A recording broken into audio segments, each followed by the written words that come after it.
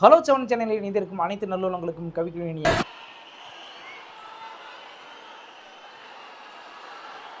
Hello.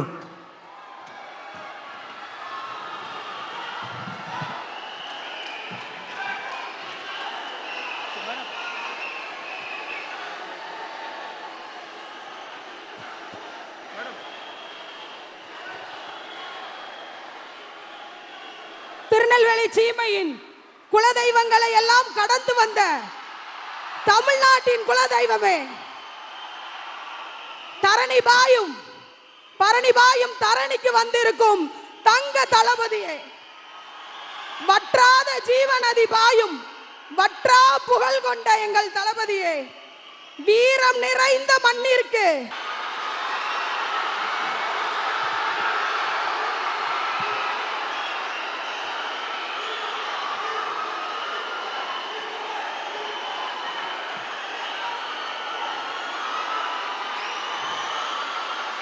என் நெஞ்சில் குடியிருக்கும்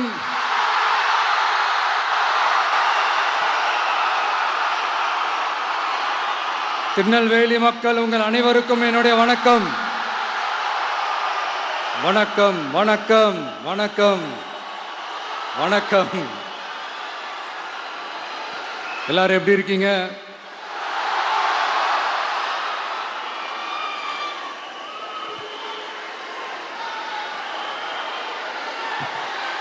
உங்க மகன், உங்க அண்ணன், உங்க தம்பி, உங்க தோழன், உங்க நண்பன், உங்க விஜய் உங்களை தேடி வந்திருக்கிறேன். இந்நேரம் திமுக கையில் அந்த முழு பவரும் இருந்திருந்தா, இந்நேரம் ஸ்டாலின் சார் கையில் அந்த முழு பவர் இருந்திருந்தா கண்டிப்பா இந்த நிகழ்ச்சி நடந்திருக்காது. ஏதாவது ஒரு முட்டுக்கட்டையை போட்டு நம்மளை வரவிடாம பண்ணியிருப்பார். ஆனா இப்பதான் அவர் ஒரு அதிகாரம் இல்லாத ஒரு முதல்வரா அப்படியே இருக்கார்ல, ஒரு கேர்டேக்கர் கவர்மெண்ட்னு சொல்லுவாங்க இந்த பீரியட. ஸோ அப்படி இருக்கிறதுனாலையோ என்னமோ கொஞ்சம் ஈஸியாக வர முடிஞ்சதுன்னு நினைக்கிறேன். அது மாதிரி இந்த திமுக கவர்மெண்ட் நமக்கு எவ்வளவு பிரச்சனைகள், எவ்வளவு நெருக்கடிகள், எவ்வளவு அவதூறுகள், அவங்களையும் தாண்டி இன்னும் சில பேர் இன்னும் நிறைய அவதூறுகள் எல்லாமே பரப்புனாங்க.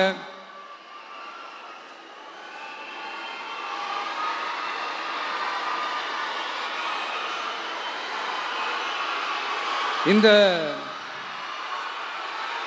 திமுக கூட்டணிக்கும் பாஜக கூட்டணியுமே இவங்க ரெண்டு பேருமே வெளியில வேணா தனித்தனியா இருப்பாங்க, ஆனா உள்ளுக்குள்ள இவங்க ரெண்டு பேருமே ஒண்ணுதான். இவங்க ரெண்டு பேருக்குமே ஒரே நோக்கம்தான். அது என்ன நோக்கம் தெரியுமா? உங்களுக்காக நல்லது செய்ய, உங்களுக்காக உழைக்க, உங்களோட கூடவே நிற்க இந்த விஜய் வந்துடக்கூடாது. அதுதான் அவங்களுடைய அந்த நோக்கமே.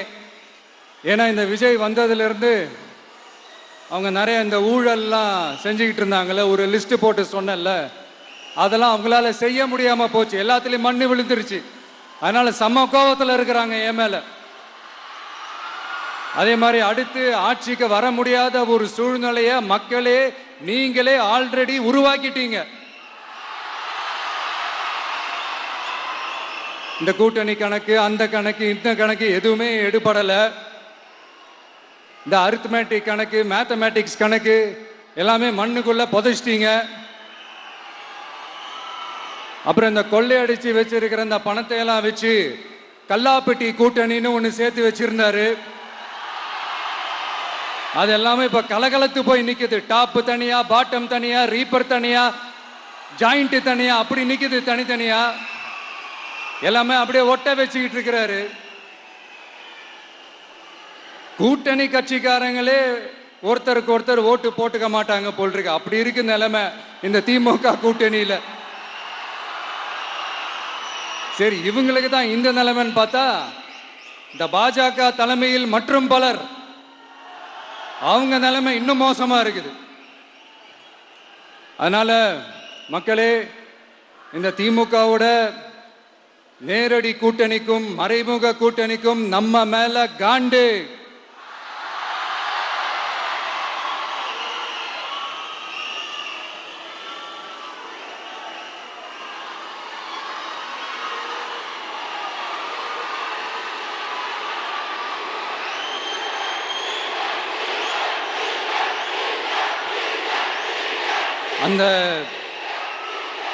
அந்த காண்டுக்கு ஒரு காரணம் என்ன தெரியுமா? அவங்க வீட்லயே அவங்க குடும்பத்திலேயே விசில் சத்தம் பலமா கேக்குதான்.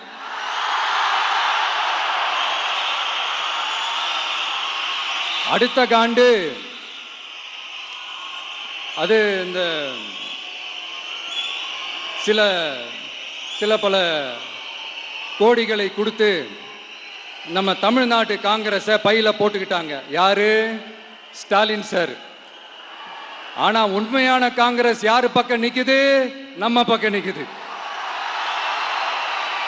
சிறுபான்மை மக்களோட அந்த திமுக சாயம் வெளுத்து போச்சே. இந்த விஜய் என்னடானா மதச்சார்பற்ற கொள்கையோட உண்மையான ஒரு முகமா இருக்கிறானே. இந்த சிறுபான்மை மக்கள் வேற இந்த விஜய் பக்கம் தானே நிக்கிறாங்க அப்படின்ட்டு இந்த திமுகவுக்கும் பாஜகவுக்கும் என் மேல காண்டோ காண்டு. அதுக்காக நாம் என்ன செய்ய முடியும்? இந்த 33 வருஷமா ஒவ்வொரு வீட்டுக்குள்ளேயும் ஒவ்வொரு மனசுக்குள்ளேயும் போறதுக்கு நாம் பட்ட பாடு எனக்கு தானே தெரியும். அதனாலதான் நான் முன்னாடியே சொன்ன மாதிரி கட்சி ஆரம்பிச்சுட்டு ஒவ்வொரு வீட்டுக்குள்ளேயும் நாம் போல, ஒவ்வொரு வீட்டுக்குள்ளேயும் போனதுக்கு அப்புறம் தான் கட்சியாவே ஆரம்பிச்சிருக்கிறேன்.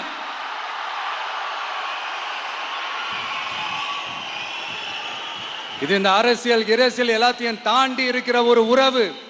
கட்சி கிட்சி எல்லாத்தையும் தாண்டி இருக்கிற ஒரு உறவு. இது ஒரு பூர்வ ஜென்ம பந்தம். இது சும்மா இந்த அரசியல் ஆதாயம் தேடுறவங்களுக்குலாம் இது என்னன்னே புரியாது. இது மற்றவங்களுக்கு வேணா எலெக்ஷன். ஆனா இந்த விஜய் கூட நிக்கிறவங்களுக்கும் இது ஒரு இமோஷன். நான் சந்தோஷப்பட்டா மக்கள் சந்தோஷப்படுறாங்க, மக்கள் சந்தோஷப்பட்டா நான் சந்தோஷப்படுறேன். எனக்கு ஒண்ணுனா மக்களுக்கும், மக்களுக்கு ஒண்ணுனா எனக்கும். கண்ணு கலங்கும். எவ்வளவு அவதூறுகள்! இந்த கரூர் விஷயத்தை பத்தி ஊருக்கே தெரியும். ஆனா போடு, விஜய் மேல பழிய போடு. என்னடா இவ்வளவு பெரிய ஒரு பழிய தூக்கி விஜய் மேல போட்டாலும் மக்கள் விஜய் கூடவே நிக்கிறாங்க. இது என்னடா அதிசயமா இருக்குது அப்படின்ட்டு அது ட்ரை பண்ணி பார்த்தாங்க. அது மக்கள் கிட்ட எடுபடல. சரி, அடுத்து வேற என்ன பண்ணலாம்? முடக்கு. ஜனநாயகனா முடக்கு. படத்தை முடக்குனா கொஞ்சம் பையன் கொஞ்சம் டிஸ்டர்ப் ஆயிடுவான். அதனால படத்தை முடக்கு. இது யாரு முடக்குனாங்கன்றது உங்களுக்கே தெரியும். அது நான் சொல்ல வேண்டிய அவசியம் உங்களுக்கு இல்லை. ஆனா இவனாடா இவன் படத்தை முடக்கினாலும் அவன் பாட்டுக்கு அதை கண்டுக்காம அவன் பாட்டுக்கு வேலையை பார்த்துட்டு போயிட்டே இருக்கான். அதுவும் எடுபடலை. சரி, அடுத்து வேற என்ன பண்ணலாம்? போடு, SOPன்னு ஒண்ணு போடு. விஜய்க்கு மட்டும் தனியா ரூல்ஸ், தனியா ரெகுலேஷன்ஸ், தனியா கண்டிஷன்ஸ். அவனுக்கு மட்டும் போடு. மற்ற கட்சிகள்லாம் விடு, விஜய்க்கு மட்டும் தனி கண்டிஷன்ஸ் போடு. அவன் வெளியவே வரக்கூடாது, மக்களை சந்திக்கவே கூடாது. என்னாச்சு? அதுவும் எடுபடல. சரி, அடுத்து வேற என்ன பண்ணலாம்? நம்மளை சுத்தி இருக்கிறவங்கள வச்சு, அதாவது இத்தனை வருஷமா வெயிட் பண்ணி இப்போ எலெக்ஷனுக்கு 30 நாளைக்கு முன்னாடி கரெக்டா அந்த டைம் பார்த்து ஒரு அவதூறு பரப்ப வேண்டியது. அது என்னன்னு உங்களுக்கே தெரியும். அதுவும் மக்கள் கிட்ட எடுபடல. அது மாதிரி எத்தனை சோதனைகள், எத்தனை வேதனைகள் நீங்க கொடுத்தாலும் இந்த திமுக நாளையோ இல்ல இந்த பாஜக நாளையோ இல்ல இந்த மற்றும் பலர் நாளையோ இல்ல எந்த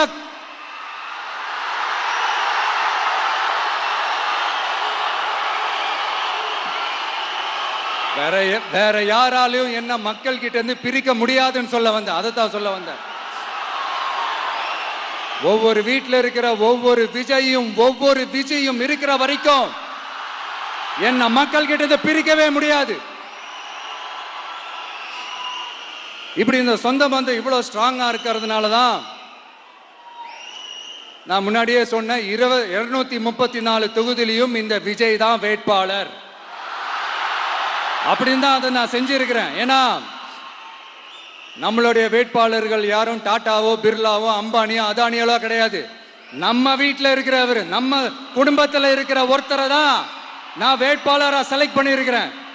அப்படி செலக்ட் பண்ணி தான் உங்ககிட்ட நான் ஒப்படைச்சிருக்கிறேன். அதனால அந்த வேட்பாளர் வேற, இந்த விஜய் வேற அப்படின்னு நினைச்சிடாதீங்க. இந்த விஜய் தான் வேட்பாளர், அந்த வேட்பாளர் தான் விஜய்.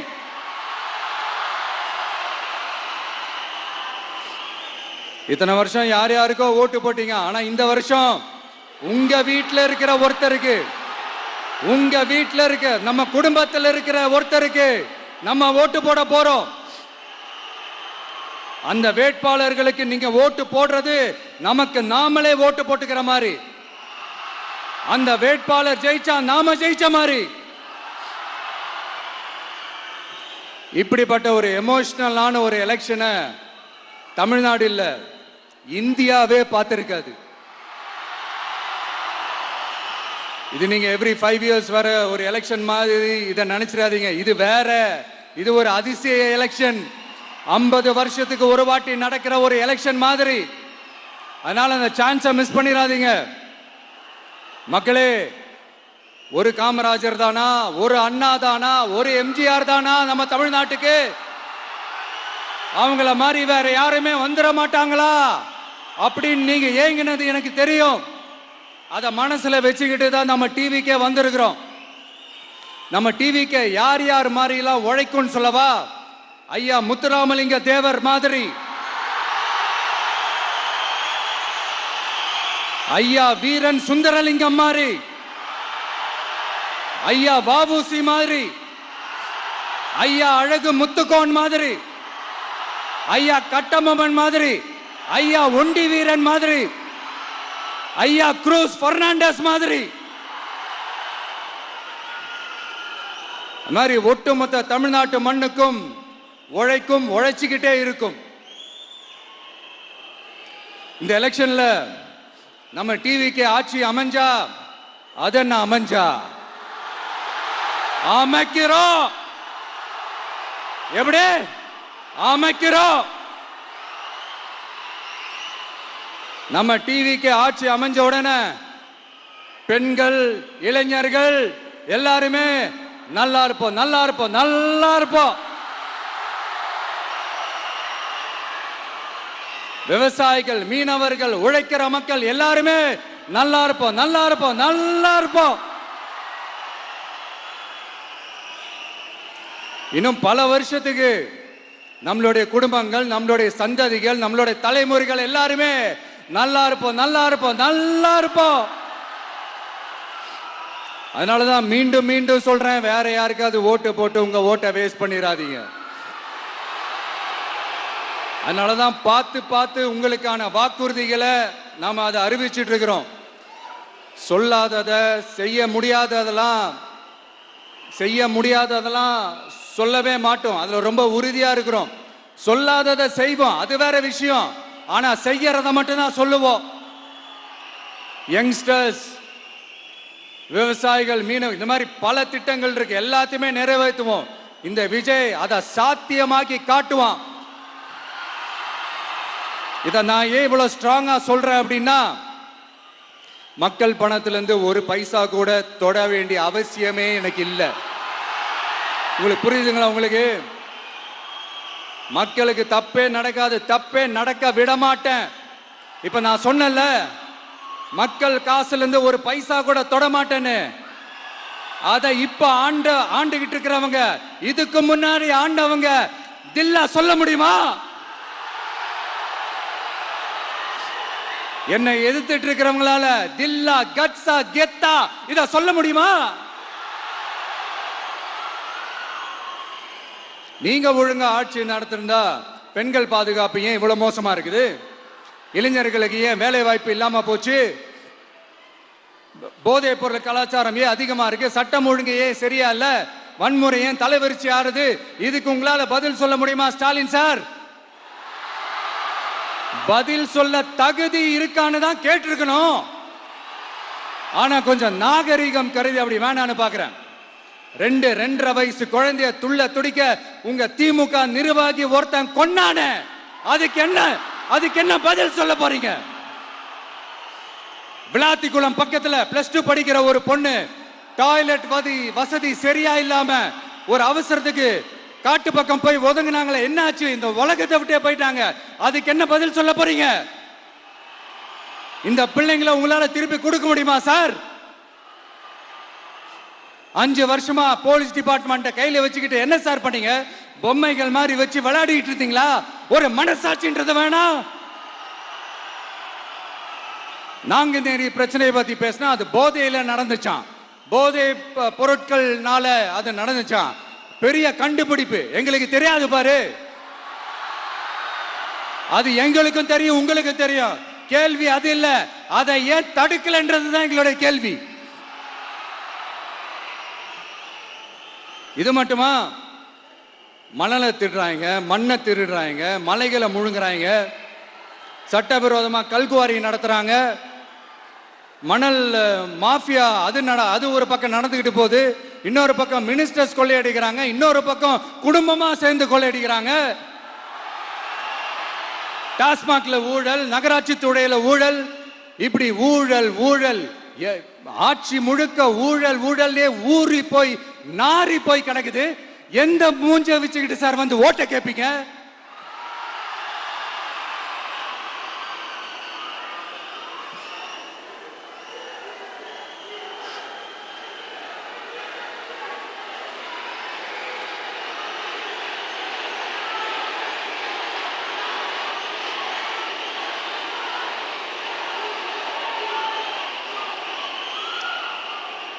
இந்த எலெக்ஷன் சும்மா உங்க பணத்தை எல்லாம் வச்சுக்கிட்டு ஒன்னும் கிழிக்க முடியாது. உங்க பணத்தை எல்லாம் வச்சு மக்கள் எல்லாம் விலைக்கு வாங்கவே முடியாது. இது ஒரு மாற்றத்திற்கான ஒரு எலெக்ஷன். ஒட்டுமொத்த தமிழ்நாட்டு மக்களும் அந்த மாற்றத்தை கொண்டு வர போற அந்த எலெக்ஷன். இது உங்களாலேயோ இல்ல அந்த மற்றும் பலர்னாலேயோ ஒன்னும் தடுக்க முடியாது. அதனால மக்களே, ஏப்ரல் 23 காலையில சும்மா பக்காவா ரெடி ஆயிட்டு வீட்டில் இருக்கிற சாமியெல்லாம் கும்பிட்டுட்டு உங்க ஓட்டர் ஐடி கார்டு கையில் எடுத்துக்கிட்டு முதல்ல பூத்துல போய் நின்று அந்த விசில் சின்னத்துக்கு நேரா இருக்கிற அந்த பட்டனை ஒரு அழுத்துங்க. இது ஒரு தலைமுறைக்கான ஒரு தேர்தல், உங்களுக்கான தேர்தல். எப்பேற்பட்ட வசதியான வாழ்க்கையா இருந்தாலும் எல்லாத்தையும் தூக்கி எறிஞ்சிட்டு உங்களுக்காக மட்டுமே வந்திருக்கிறேன். உங்களுக்காக நன்றி கடன் செலுத்துறதுக்காக மட்டுமே வந்திருக்கிறேன். அத்தனை வழிகளையும் தாங்கிக்கிட்டு உங்களுக்காக மட்டுமே வந்திருக்கிறேன். ஒரு நாளும் பொய் சொல்லி உங்களை நான் ஏமாத்தவே மாட்டேன். இந்த 4 முனை போட்டி, 40 முனை போட்டி, எத்தனை முனை போட்டின்னு எத்தனை உருட்டினாலும் இங்க 2 முனை போட்டி மட்டும்தான். ஒண்ணு, இன்னொன்னு எஸ், ஒன்னு டிவிகே, இன்னொன்னு டிஎம்கே. மக்கள் விரோத ஆட்சி நடத்துற ஸ்டாலின் சார் வேணுமா? மக்களை நேசிக்கிற உங்க விஜய் வேணுமா? அவ்வளவுதான் இந்த எலெக்ஷன். அதனால உங்க மகனுக்கு, உங்க அண்ணனுக்கு, உங்க தம்பிக்கு, உங்க பிள்ளைக்கு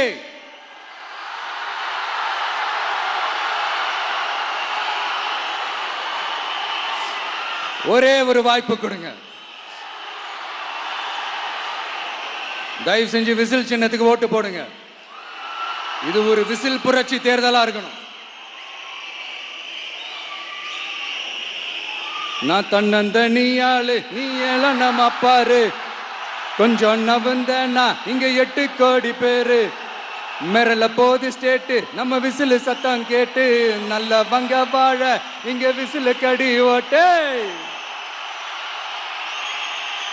கடைசி நம்பிக்கை மக்களை தேடி வருது, அதை இறுக்கி பிடிச்சு ஒரு வரலாறு எழுது. உங்க விஜய், நான் வரேன். விசில் அடிக்க ரெடியா? கான்பிடண்டா இருங்க. நல்லதே நடக்கும்.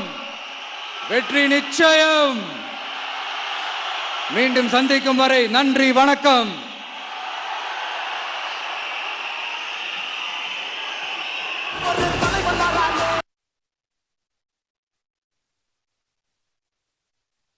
அப்புறம் இந்த கூட்டங்கள் அதிகமாக வருமா அப்படின்னு சொல்லி ஒரு கேள்விக்குரிய இருந்த இந்த தாவேக கட்சியினர்களுக்கு, மாற்று கட்சியினர்களுக்கு, தாவேகாவை பிடிக்காத கட்சியினருக்கு மிகப்பெரிய ஒரு அதிர்ச்சி தான். என்னன்னு சொல்லி கேட்டிங்கன்னா, ஒரு இடத்துல கூடின கூட்டத்தை விட அடுத்து இன்னொரு இடத்துக்கு போகும்போது வந்து பார்த்திங்கன்னா, கூட்டங்கள் வந்து பார்த்திங்கன்னா அவரை தேடி வருகின்ற மக்கள் வந்து பார்த்திங்கன்னா அதிகமாக தான் ஆகுறாங்களே ஒழிய குறைவதாகவே தெரியல. அந்த அளவுக்கு அவர்கள் மீது வந்து பார்த்திங்கன்னா மிக பற்றுடன் பாசத்துடன் வந்து பார்க்க வர்றாங்க. அவர் பேசுகிறத கேட்க வர்றாங்க. அந்த வகையில் இன்றைக்கு நடந்த ஒரு திருநெல்வேலி பொதுக்கூட்டத்தில் வந்து பார்த்திங்கன்னா கிட்டத்தட்ட ஒரு 25லேருந்து 30 நிமிடம் பக்கம் பேசியிருக்காரு. அத்தனை பேச்சுக்களும் வந்து பார்த்திங்கன்னா மனதார ஒரு பேசின விஷயமாக தான் நம்ம பார்க்க முடியும். இவர் நிறைய விஷயங்களை பேசணும் அப்படின்னு நினைக்கிறாரு. அடுத்தடுத்த ஒரு சுற்றுப்பயணத்தில் அவர் பேசுவார் அப்படின்னு சொல்லி நான் நம்பலாம். ஓகே, நீங்கள் வந்து திருநெல்வேலியில் நடந்த இந்த பொதுக்கூட்டத்தில் விஜய் அவர்கள் பேசிய இந்த பேச்சை எத்தனை பேர் கவனிச்சிங்க அப்படிங்கிறத நீங்கள் கமெண்ட் செக்ஷனில் கமெண்ட் பண்ணுங்கள். அது மட்டும் இல்லை, அந்த திருநெல்வேலி ப்ரோக்ராமை முடிச்சுட்டு தூத்துக்குடிக்கு போயிருக்காரு ரோட் ஷோ. அவ்வளோ ஒரு சூப்பராக ஒரு பாதுகாப்பு கொடுத்து அந்த அளவுக்கு மக்கள் மத்தியில் அவர் மாலை கொடுப்பதை அவரே வாங்கி ஒரு மரியாதை செய்வதும் இதெல்லாமே வந்து பார்க்கும்போது மக்களிடம், ரசிகர்களிடம் இன்னும் விஜய் மீது ஒரு மரியாதை வருகிறதா தான் நம்ம நடந்த விஜயனுடைய பிரச்சாரம் எப்படிப்பட்ட ஒரு பிரச்சாரம், எப்படி இருந்தது அப்படிங்கிறத கமெண்ட் செக்ஷனில் கமெண்ட் பண்ணுங்கள். நாளை சந்திப்போம். நன்றி, வணக்கம்.